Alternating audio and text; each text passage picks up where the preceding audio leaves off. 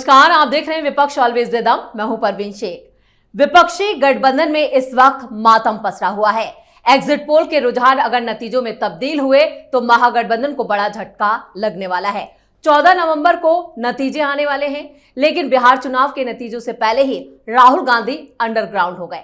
बिहार के नतीजों का असर बंगाल में भी पड़ने वाला है, क्योंकि एसआईआर पर सुप्रीम कोर्ट ने एक बार फिर विपक्ष को जोरदार झटका दिया है। एसआईआर के खिलाफ टीएमसी, डीएमके, कांग्रेस और सीपीआई के कई नेताओं ने याचिका दायर की, जिस पर डीएमके के वकील कपिल सिब्बल ने सुप्रीम कोर्ट में कहा कि वोटर लिस्ट की रिवाइज करने में 3 साल का वक्त लगता है, लेकिन एसआईआर प्रक्रिया काफी जल्दबाजी में की जा रही है, जिस पर सुप्रीम कोर्ट ने सुनवाई ही स्थगित कर दी और 26 नवंबर की तारीख तय कर दी। इन मुद्दों पर चर्चा के लिए स्टूडियो मौजूद हैं कैपिटल टीवी के editor in chief doctor Manish Kumar और एग्जीक्यूटिव एडिटर राजीव कुमार। आप दोनों का बहुत बहुत स्वागत है। धन्यवाद। डॉक्टर साहब, एग्जिट पोल के रुझान अगर नतीजों में तब्दील हुए तो महागठबंधन के लिए कितना बड़ा झटका? देखिए, सारे लोगों को मालूम है कि एग्जिट पोल का रुझान जो है, इससे कहीं आगे जाकर के एनडीए की जीत होने वाली है और इसलिए सारे लोगों की सिट्टी पिट्टी गुम हो गई है विपक्ष में। कारण ये कि सबसे पहले जो नैरेटिव लोग क्रिएट करेंगे कि ये जो एसआईआर हुआ उस वजह से हार गए और ममता बनर्जी सबसे ज्यादा। उसके बाद आप देखिएगा बिहार का रिजल्ट, तेजस्वी की हार और ममता बनर्जी का ड्रामा शुरू। तमिलनाडु में ड्रामा शुरू। कांग्रेस पार्टी फिर एसआईआर के पीछे ऐसे पड़ेगी कि ऐसा कि मालूम चलेगा कि शुद्ध, सटीक और साफ सुथरा इलेक्टोरल रोल डेमोक्रेसी के लिए खतरा हो गया। यही ये लोग कह रहे हैं। अब हो क्या रहा है कि अगर बिहार हारते हैं ये लोग, तो इसका मतलब ये है कि इसका जो उसको कहते हैं रिपल इफेक्ट, आपने देखा होगा कि बिहार से कुछ लेना देना नहीं है अखिलेश यादव को जी, और अपने लोग अफजल अंसारी को, खानदान के लोगों को भेज रहे हैं, तो उसको भेज रहे हैं, है ना, एकरा हसन, वो सारे लोग। क्यों? ये अगर ध्वस्त होता है किला इस बार, 20 साल की anti incumbency, it's no joke. उसके बाद भी मुख्यमंत्री और सरकार के खिलाफ कोई आवाज नहीं है, कोई उस तरह का परिवर्तन का कोई मूड नहीं है, तो इससे ग्रेट सेटबैक। तो आप देखिए कि मातम पसरना तो बहुत ही लाजमी है। ये मातम पसरेगा नहीं, इस मातम के बाद, रिजल्ट आने के बाद ये लत्तम जुत्तम शुरू होगा। मारपीट आपस में ये लोग करेंगे कि हम उसकी वजह से हार गए, हम तुम्हारी वजह से हार गए, और सबसे ज्यादा इसके ऊपर महागठबंधन में फजीयत होगी राहुल गांधी की। बिल्कुल। एग्जिट पोल पर प्रतिक्रियाएं जो विपक्षी नेताओं की आई हैं, वो साफ बता रही हैं कि वो बौखलाहट में है। अभी कह रहे हैं कि इंतजार करना चाहिए। क्या वाकई 14 नवंबर का इंतजार होगा या महागठबंधन की टेंशन अभी से जारी है? देखिए, इंतजार तो करना ही पड़ेगा। परिणाम तो 14 नवंबर को ही आएगा, लेकिन इन लोगों की स्थितियां बदसहाल हो गई है। बदहवास ये लोग इसलिए हो गए क्योंकि आगे जो दिखाई पड़ रहा है, इन लोगों को लग रहा है कि जो बिहार एक एक्सपेरिमेंट ग्राउंड बना था, वो एक्सपेरिमेंट ग्राउंड में मोदी और नीतीश कुमार ये दोनों पास हो गए, राहुल गांधी फेल हो गए। सबसे पहले बिहार में एसआईआर की प्रक्रिया शुरू हुई और इन लोगों ने ड्रामा क्रिएट किया। राहुल गांधी ने वोटर अधिकार यात्रा शुरू की और उसके बाद भी लोगों को अपने साथ नहीं ला सके कि देखो, प्रधानमंत्री मोदी, चुनाव आयोग, ये सब मिलकर तुम्हारे वोट की चोरी करते हैं। लोगों ने दिखा दिया कि राहुल गांधी हो या तेजस्वी यादव हो, वोट चोरी कोई मुद्दा नहीं है, अब आगे ले जाओ। आगे अगर तुम पहले की तरह इतिहास से सबक नहीं लेते, जैसा कि राहुल गांधी को कहा गया था, कांग्रेस को कहा गया था, एंटनी कमेटी की रिपोर्ट में कहा गया था कि देखिए, मोदी सेंट्रिक पॉलिटिक्स करेंगे तो उसके बाद कांग्रेस कभी आगे नहीं बढ़ पाएगी। आप सरकार के खिलाफ बोलो, भाजपा के खिलाफ बोलो, केवल मोदी के खिलाफ मोदी मोदी करते रहोगे तो मोदी केंद्र में रहेंगे और फिर भारतीय जनता पार्टी या सरकार के मुद्दे पीछे होंगे और मोदी की छवि ऐसी है जिससे किसी तरीके से प्रतिस्पर्धा राहुल की नहीं हो सकती। ये स्थितियां थी।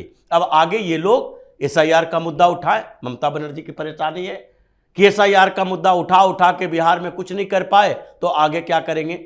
दूसरी बात यह है, जैसा डॉक्टर साहब ने कहा, एंटी इनकम्बेंसी, कि अगर 20 साल में एंटी इनकम्बेंसी का फैक्टर नीतीश कुमार के ऊपर हावी नहीं हुआ, पीएम मोदी वहां गए और चुनाव को बदल कर रख दिया।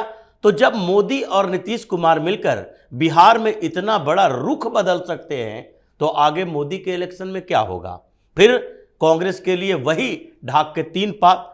अब 99 से नीचे ही घटना है, आगे नहीं बढ़ना है, क्योंकि एंटी इनकम्बेंसी बिहार में नहीं आया तो फिर वो एंटी इनकम्बेंसी केंद्र में नहीं आएगा, न ही उत्तर प्रदेश में आएगा। और उसके बीच जो दूसरी पार्टियां, छोटे छोटे प्लेयर्स, और उस बीच में भारतीय जनता पार्टी धीरे धीरे छलांग लगा रही है। भारतीय जनता पार्टी पिछले बिहार चुनाव में दूसरी सबसे बड़ी पार्टी बनी थी, गलती से ये राजद बड़ी पार्टी बन गई थी, लेकिन इस बार और बेहतर परफॉर्मेंस। और अगर एनडीए की स्थिति देखी जाए तो इसमें पिछले ये 10 सालों में बेहतर परफॉर्मेंस। तो ऐसी स्थितियों को देखते हुए विपक्ष को सोचने पर मजबूर होना पड़ रहा है कि हम कौन सा मुद्दा लाएं, कौन सा एजेंडा लाएं और क्या तरीके डेवलप करें कि इन लोगों को तोड़ सकते हैं। बिल्कुल, विपक्ष के पास ना मुद्दे ना एजेंडा, इस वक्त बिल्कुल विहीन हो गया है विपक्ष। लेकिन डॉक्टर साहब, ममता बनर्जी जो एसआईआर को लेकर अभी जितनी आक्रामक हैं, क्या बिहार चुनावों के बाद जो एग्जिट पोल के जो रुझान हैं वो भी सरेंडर कर देंगे इस मुद्दे पर? देखिए, सरेंडर कहां करेंगी, इन लोगों के लिए तो हालत खराब है। सुप्रीम कोर्ट चले गए थे, सुप्रीम कोर्ट में क्या हुआ, डांट के भगा दिया जस्टिस सूर्यकांत ने। उन्होंने एक सवाल कर दिया, हालांकि वो सुनवाई हो रही है तो नोटिस दे दिया कि भाई अगली तारीख में इलेक्शन कमीशन जवाब दे, लेकिन एक ऐसा सवाल पूछ लिया कि जिससे इनकी कली खुल गई। जस्टिस ने पूछा कि भाई आप लोगों को प्रॉब्लम क्या है एसआईआर से, एसआईआर से प्रॉब्लम क्या है, यह क्यों पूछा गया? यह अपने आप में एक लोडेड सवाल, ऐसा नहीं कि जस्टिस सूर्यकांत जो है वो नहीं जान रहे हैं कि क्या प्रॉब्लम है। वो अखबार भी देखते हैं, सोशल मीडिया पे भी होंगे, टीवी भी देखते होंगे, न्यूज भी देखते होंगे, और ये भी देख रहे होंगे कि बांग्लादेशी से भाग रहे हैं, तुम्हारे वोटर भाग रहे हैं और तुमको पीड़ा हो रही है। तुम आकर के यहां पे लंबी चौड़ी बात, कहां है वो फ्रॉड योगेंद्र यादव? मैंने कैसे कैसे लोगों को हिंदुस्तान की मीडिया, ये एनडीटीवी टाइप के लोग, ये इंडियन एक्सप्रेस जैसे लोग, इस सब फ्रॉड को सिर पे बिठा रखा था। एसआईआर में 2.5 करोड़ जनता को डिफ्रेंचाइज किया जाएगा, उनको वोट करने की शक्ति, उनका अधिकार छीन लिया जाएगा, और लगे पड़े चालू हो गए सब। ये एक जो,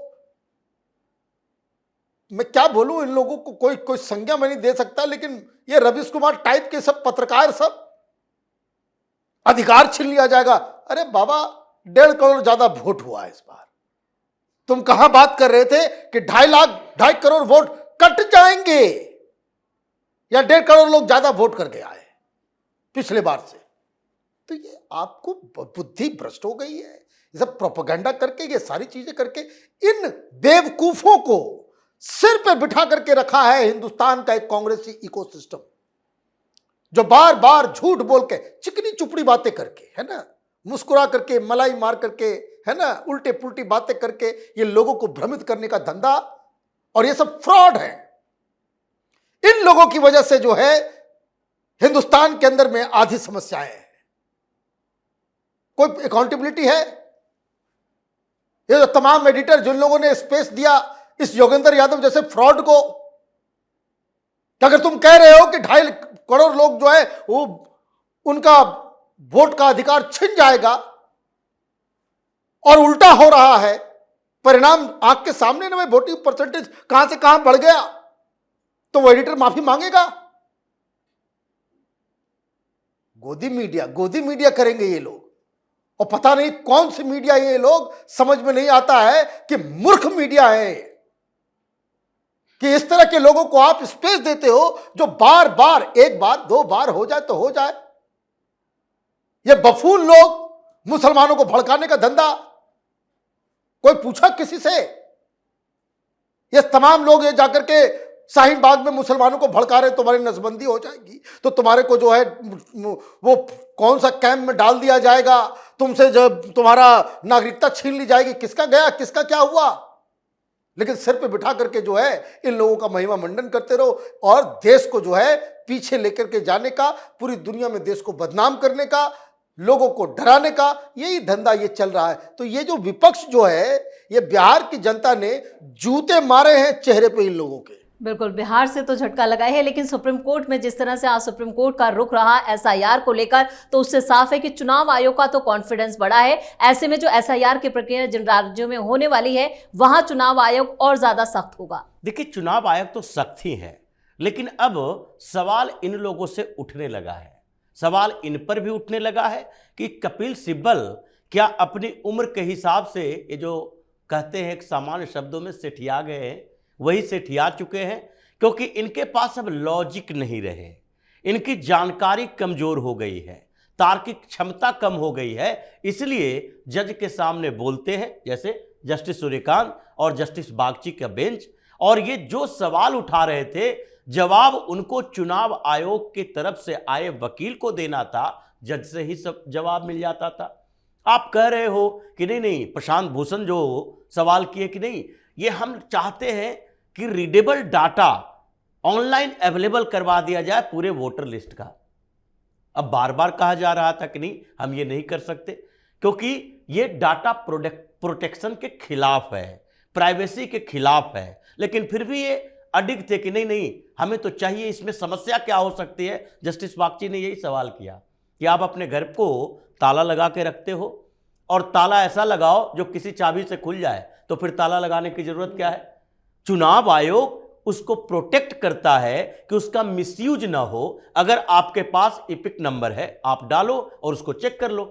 ऐसा क्या है कि वोटर लिस्ट पूरी तरह से सार्वजनिक कर दी जाए, ऑनलाइन कर दी जाए, जिसका दुरुपयोग सब लोग करने लगे? नहीं, मार्केटिंग वाले को बेच देंगे, मार्केटिंग वाले को बेच देंगे, और उसके साथ ही ये वोटर लिस्ट से फोन नंबर ले लेंगे, उससे ब्लास्ट करवाएंगे, उसका दुरुपयोग करेगा, उसकी जिम्मेदारी किसको होगी?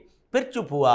और इधर कपिल सिब्बल बात कर रहे हैं कि नहीं, तमिलनाडु की स्थिति अलग है, बिहार की अलग थी, बंगाल की अलग है। ये सारे लोगों की जिम्मेदारी लेकर रखे हैं कि वहां पर तमिलनाडु में देखिए ऐसे समय में किया जा रहा है जब हार्वेस्ट सीजन है, जब फसल की कटाई होती है, जब पोंगल मनाया जा रहा है, जब ये क्रिसमस का त्योहार मनाया जा रहा है, उस समय लोग बाहर रहते हैं। अब इस कपिल सिब्बल को क्या समझाए? इसलिए जस्टिस सूर्यकांत ने कहा कि जब फसल की कटाई होती है, लोग बाहर से घर पे आते हैं कि घर से छोड़कर जाते हैं? जब पोंगल मनाया जाएगा तो लोग पर्व में घर में आते हैं, घर से बाहर जाते हैं। क्रिसमस मनाने के लिए अब जिसको यूरोप अमेरिका जाना है, वो फिर इस देश में रहने की स्थिति में नहीं है, जो स्थितियां इन लोगों ने पनपाई। लेकिन चुनाव आयोग की तरफ से एक ही सवाल किया गया, क्या आपने हमें नोटिस दिया? इसका जवाब किसी के पास नहीं था, और इसीलिए सुनवाई टाल दी गई। इन लोगों ने कहा नहीं, हमें क्या जरूरत पड़ी थी, ये तो अभी अभी याचिका दायर की गई है डीएमके की तरफ से, और उसके तरफ से एआईडीएम की तरफ से भी एक याचिका थी जिस पर भी सुनवाई हुई।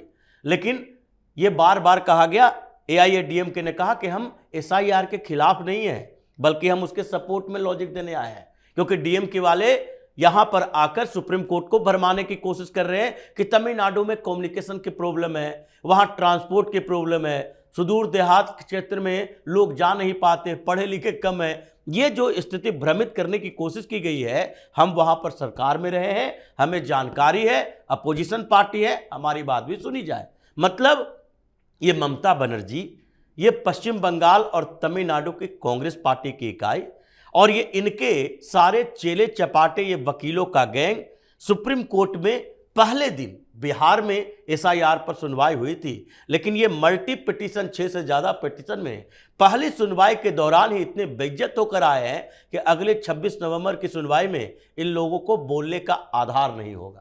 राजीव सर, इस तमाम जानकारी के लिए और सटीक विश्लेषण के लिए आप दोनों का बहुत बहुत धन्यवाद। धन्यवाद। बिहार पर आए एग्जिट पोल ने विपक्षी दलों में एक तरह से सन्नाटा जो है वो पसर गया है, पूरी तरह से इनकी बोलती बंद हो गई है। बिहार के नतीजों की गूंज बंगाल तक भी सुनाई देने वाली है, इससे इनकार नहीं किया जा सकता। वहीं एसआईआर को लेकर जिस तरह से सुप्रीम कोर्ट ने अपने तेवर दिखाए हैं, उससे विपक्ष एक बार फिर पूरी तरह से एक्सपोज हो गया, और जो अगली तारीख दी गई है उससे भी साफ हो जाता है कि एसआईआर पर एक बार फिर विपक्ष को मुंह की खानी पड़ेगी। इस खास शो में इतना ही। वीडियो कैसा लगा कमेंट करके अपनी राय जरूर दें। वीडियो को लाइक करें, शेयर करें और कैपिटल टीवी को सब्सक्राइब जरूर करें। धन्यवाद।